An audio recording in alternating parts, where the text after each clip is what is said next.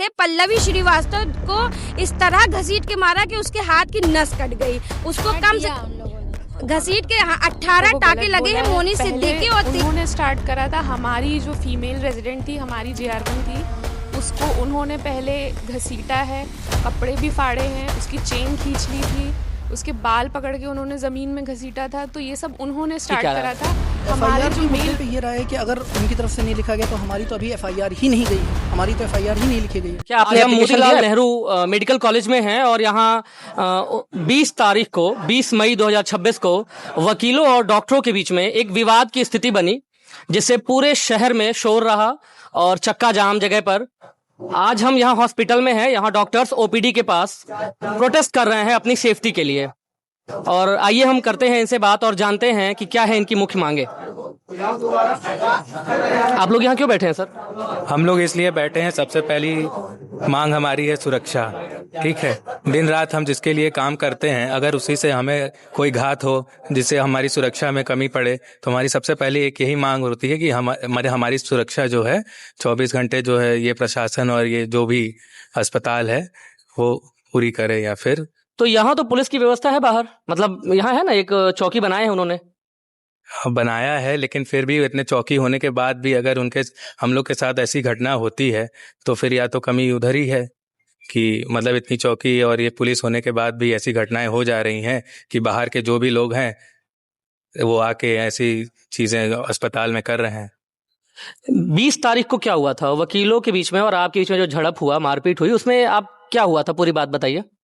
जी, मुख्य रूप से ये हुआ था कि सुबह सुबह मतलब भोर का वक्त था, वो मरीज आता है और जो अपने प्रोटोकॉल के हिसाब से मैं तुरंत जाता हूँ मरीज के पास, मरीज को पहले असेस करता हूँ, जो चीज़ें रहती हैं तुरंत इमीडिएटली असेस करता हूँ और फिर देखता हूँ क्या क्या हुआ है मरीज को। फिर मेरे सीनियर आते हैं, देखते हैं और जो भी अपनी चीज़ें होती हैं उसमें देखने के बाद और मरीज के जो साथ वाले लोग रहते हैं उनको बस ये कहते हैं कि मतलब एक मरीज के साथ एक रहे, क्योंकि वहाँ पे और भी मरीज थे और अंदर भीड़ लगाने से कोई इतना मतलब उसका मतलब नहीं है। और बस मरीज के अटेंडेंट जो भी रहते हैं उनसे बस यही रिक्वेस्ट रहती है कि मतलब अपने मरीज के साथ सिर्फ एक लोग रहें, लेकिन इतनी सी बात उनको समझ में नहीं आती और वो लोग कहते हैं कि नहीं, मतलब हम ये हैं, हम वो हैं, हम रहेंगे अपने मरीज के साथ। तो जो ये सब बातें होती हैं फिर उनके तरफ से इतना एग्रेशन बढ़ जाता है कि चीज़ें जो हैं मतलब बिगड़ जाती हैं। आए दिन हॉस्पिटल्स में, खासकर आपके मोतीलाल नेहरू मेडिकल कॉलेज में, आए दिन ये घटनाएं बढ़ने लगी हैं आजकल कि यहाँ से कोई ना कोई मार खा जा रहा है, डॉक्टरों और किसी न किसी के बीच में झगड़ा हो जा रहा है। उसके बारे में आपको क्या लगता है कि क्या है जिसके कारण ये सब हो रहा है? नहीं, ऐसा कुछ नहीं है कि हम लोग का मेन काम यही है कि मतलब हम मरीज जो आए और फिर मरीज के लिए जो हम कर सकते हैं हम वो करें, लेकिन ऐसा तो नहीं है कि मतलब खूब झगड़े हो रहे हैं या ये हो रहे हैं, ऐसे चीज़ें हो रही हैं। आखिर मारपीट तो, ये घटनाएं तो सामने आ ही रही हैं। देखिए, जब कोई अपने परिवार वाले को अस्पताल लेके आता है तो उनके लिए वो इमोशनली बहुत खराब फेस चल रहा होता है, इमोशंस उनके भी हाई होते हैं। हम लोगों को तो आदत होती है कि खून देखने की, किसी की हड्डी टूटी है वो देखने की, मरीज के परिवार वालों को ये आदत नहीं होती है। उनके लिए वो इमोशंस बहुत हाई होते हैं, वो लोग घबराए हुए होते हैं, डरे हुए होते हैं। हमारे बार बार काउंसिल करने के बाद भी कई बार ऐसा हो जाता है कि उनके इमोशंस हाई रहते हैं। उनको अगर तुम्हें बोला जाए कि तुम अपने मरीज को छोड़ के बाहर चले जाओ तो कई बार होता है कि वो पसंद नहीं करेंगे। बार बार प्यार से समझाने के बाद भी वो लोग गुस्सा कर जाते हैं और जब उनको देखते हैं कि ये डॉक्टर हैं, ये हमें भगा रहे हैं, कि ऐसा कैसे कर सकते हैं, तो फिर ये कई बार हिंसक हो जाती हैं चीजें। प्रयागराज में इन दिनों जो मतलब ये जो मारपीट हुई है, इस पे एक 3 लोगों की कमेटी बनाई गई है ना? आपके प्राचार्य जो है उन्होंने ऐसा बताया, 3 लोगों की कमेटी है जो इस पे पूरा इंस्पेक्शन करेगी, वीडियोस निकालेगी, CCTV और तमाम देख के बताएगी कि क्या सही है। उस बारे में आपकी क्या राय है? देखिए, हमारे जो प्रिंसिपल सर हैं और जो हमारे बाकी सीनियर्स हैं, जो भी वो कह रहे हैं एकदम सही है। We believe in them. हमें पता है कि वो जो भी करेंगे हमारे लिए, हम उसके पूरे समर्थन में हैं और जैसा भी उनका आगे उनका गाइडेंस रहेगा हम उसे ही फॉलो करेंगे। आपको क्या लगता है कि आपके इस प्रोटेस्ट से प्रयागराज में जो मरीज दूर से आते हैं, अगल बगल शहरों से, गांवों से, उन पर क्या असर पड़ा है? देखिए, हो सकता है कि वो इस वक्त देख के कि अस्पताल बंद हो रहा है अभी के लिए मना करें, लेकिन हमें ये उम्मीद है कि ये जो भी हो रहा है इसके बाद सच्चाई दिखेगी कि सुबह के 6 बजे भी डॉक्टर तत्पर थे, उन्होंने तुरंत ही मरीज का इलाज किया। आपको सीसीटीवी फुटेज भी मिल जाएगी। हम 24 घंटा यहाँ पे मोतीलाल नेहरू में स्वरूप रानी अस्पताल में मरीज की सेवा में लगे हुए हैं, और हम यही चाहेंगे कि ये सब जब सेटल हो जाए तो लोगों को सच्चाई पता लगे कि ये अस्पताल बहुत अच्छा है। यहाँ के रेजिडेंट डॉक्टर पूरी मेहनत से जी जान लगा के मरीजों का इलाज करने में लगे हैं, यहाँ की सुविधाएं अच्छी हैं। तो at the end of the day अंत में यही रहेगा कि मरीजों को पता लगेगा कि ये अच्छे अस्पताल है, यहाँ इलाज अच्छे से हो रहा है, और ये इंसिडेंट इसकी पूरी छवि पे कोई दाग डालने नहीं देगा। हमारे साथ प्रेक्षा हैं, और प्रेक्षा, जो पूरी घटना है उसमें महिलाओं के ऊपर उन्होंने कहा कि महिलाओं को गलत ढंग से छुआ गया, जबरदस्ती किया गया, और आईसीयू में या इमरजेंसी में कोई एक रूम था, कमरा था, वहां ले जाकर बंद करके मारा गया। एक महिला के रूप में आप इस पूरी घटना को किस नजरिए से देखती हैं? पहली बात तो जो उन्होंने बोला है वो गलत बोला है। पहले उन्होंने स्टार्ट करा था, हमारी जो फीमेल रेजिडेंट थी, हमारी JR1 थी, उसको उन्होंने पहले घसीटा है, कपड़े भी फाड़े हैं, उसकी चेन खींच ली थी, उसके बाल पकड़ के उन्होंने ज़मीन में घसीटा था। तो ये सब उन्होंने स्टार्ट करा था। हमारे जो मेल रेजिडेंट्स थे, जब चीज़ें ज़्यादा बढ़ गई थी तो वो सिर्फ बीच में डिफेंड करने आए थे, जिसका उन्होंने वीडियो बना लिया। अब किसी के घर में भी अगर किसी का कोई जूनियर या कोई छोटा भाई बहन ही होता है, उसके साथ अगर कोई गलत होगा तो कोई मेल रेजिडेंट बीच में आएगा नहीं बोलने। उसका उन्होंने वीडियो बना लिया हमारे ही बैचमेट का, और उसको उन्होंने वायरल कर दिया है, और ये बताया कि ये कल्प्रिट है, इसने मारा है। उसने सिर्फ डिफेंड में चीज़ें करी थी। जब उसकी जूनियर को के साथ ये लोग इतना मतलब गलत तरीके से फिजिकली असॉल्ट कर रहे थे, तब वो बीच में सिर्फ डिफेंड करने आया था, जिसका इन लोगों ने पूरा तमाशा बना दिया। और उन्होंने पब्लिक प्रॉपर्टी, हमारे हॉस्पिटल की प्रॉपर्टी को वैंडलाइज करा, और शीशा तोड़ दिया, हाथ में उनके कांच लग गया, जिसको उन्होंने मीडिया में दिखाया है कि सर्जिकल ब्लेड यूज़ करके हमारा हाथ काट दिया, या जो भी जिस जैसे भी दिखाया है। तो ये सारी झूठी चीज़ें उन्होंने बना करके डाली हैं।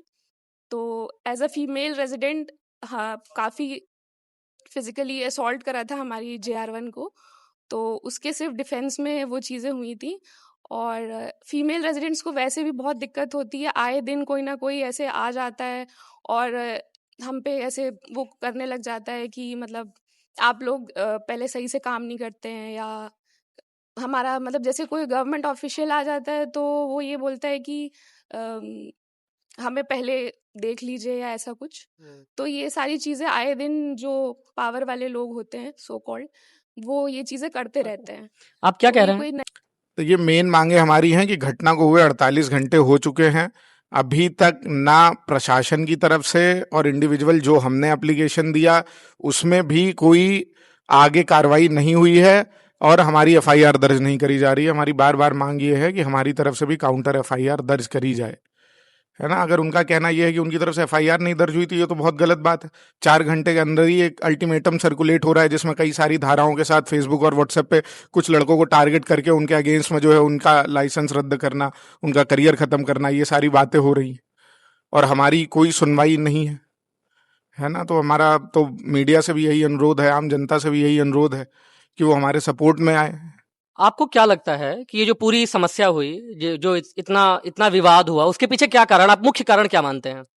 मुख्य कारण ये है कि थोड़ी जल्दीबाजी करी गई है, और ज़्यादा से ज़्यादा लोग वहाँ पे उपस्थित थे। सामने की तरफ से वहाँ पे काफ़ी वकील लोग अंदर आ गए थे, तो हम लोग बस वहाँ पे समझाया था, हमारी मैम भी समझा रही थी कि इतने लोग वहाँ पे ना रहें, वहाँ पे कुछ लोग रहें, क्योंकि और भी मरीज हैं, सबको अटेंड करना होता है। तो हमने तुरंत मरीज को अटेंड किया था, और उसके बाद भी लोगों ने मतलब बात नहीं सुनी, और थोड़ा उसमें झड़प हो गई, जिसमें वो लोग थोड़ा एग्रेसिव हो गए, जिसकी वजह से ये सब इतनी चीज़ें हो गई। बाकी ऐसा कुछ हमारा कोई इंटेंशन किसी भी पेशेंट के लिए नहीं रहता, चाहे वो कोई स्पेशल हो या कुछ भी, जो भी है, कभी इंटेंट नहीं रहा कि हम लोग अटेंड ना करें या लेट अटेंड करेंगे, या कोई ऐसा कुछ नहीं रहा कभी भी हमारी तरफ से। ये सच है कि मारपीट की घटनाएं सामने आ रही हैं, लगातार आ रही हैं। आपके इस मेडिकल कॉलेज से मारपीट की घटनाएं लगातार सामने आ रही है, उस बारे में आप क्या कहेंगे? ऐसा क्यों हो रहा है बार बार? मारपीट की घटना ये होती है कि कई बार यहाँ पे सबसे पहले मुख्य है कि जान बचाना, पेशेंट की जान पे रहता है। तो उस वक्त पे जो उसके साथ वाले रहते हैं वो बहुत ज़्यादा एग्रेसिव हो सकते हैं। हम मेरे खुद का घर का अगर मरीज़ होगा तो मैं खुद चाहूँगा कि उसका सबसे जल्दी इलाज हो, पर क्योंकि यहाँ पे इतने लोग हैं, इतने सारे जनता है, तो सबको मैनेज करना ज़रूरी होता है, सबको हम देखेंगे। तो कई बार उसकी वजह से जब पेशेंट एग्रेसिव होता है तो हम लोगों को बीच बचाव करना पड़ता है या फिर अपने आप को बचाना पड़ता है या वहाँ से जाना पड़ता है। तो ये कहीं न कहीं एक मुख्य है, क्योंकि मरीज़ कम नहीं है, बड़ा अस्पताल है, तो वहाँ पे मरीज़ आते रहते हैं। तो एक ये मुख्य कारण है जिसकी वजह से थोड़ा एग्रेसिव। वकीलों का ऐसा कहना है कि एफआईआर, उनका जब एफआईआर वो लिखवाने गए तो उनकी एफआईआर नोट नहीं की गई और उनका ये कहना है कि उनके पास नाम थे, जिन डॉक्टर्स ने उनके साथ अभद्रता की, उनके अनुसार ये बात, उनके पास नाम थे, फिर भी नामजद करके एफआईआर नहीं लिखा गया। एफआईआर के मुद्दे पर आप क्या कहेंगे, आपकी क्या राय है? एफआईआर के मुद्दे पे ये रहा है कि अगर उनकी तरफ से नहीं लिखा गया तो हमारी तो अभी एफआईआर ही नहीं गई है, हमारी तो एफआईआर ही नहीं लिखी गई है। क्या आपने एप्लीकेशन दिया है पुलिस को? हाँ, पुलिस को एप्लीकेशन क्या दिया है एप्लीकेशन? एप्लीकेशन यही जो अभद्रता हुई हमने वो पूरा शुरू से लेकर अंत तक हमने पूरी एप्लीकेशन लिखी है। 3 पेज की एप्लीकेशन है और वो हमने यहाँ पे साइन करवा के हमने पुलिस को ऑलरेडी इन्फॉर्म कर दिया है, यहीं पे मतलब पुलिस स्टेशन। एफआईआर नोट हुई है कि नहीं? नहीं, अभी तक एफआईआर नोट नहीं हुई है। तो आप जो यहाँ आप उपस्थित हैं उसके मुख्य मांगे क्या है? आप अपना प्रोटेस्ट किन बेसिस पे, मतलब किन मांगों के साथ समाप्त करेंगे? कौन सी ऐसी स्वीकृति मिल जाए तो आप ये प्रोटेस्ट समाप्त करेंगे?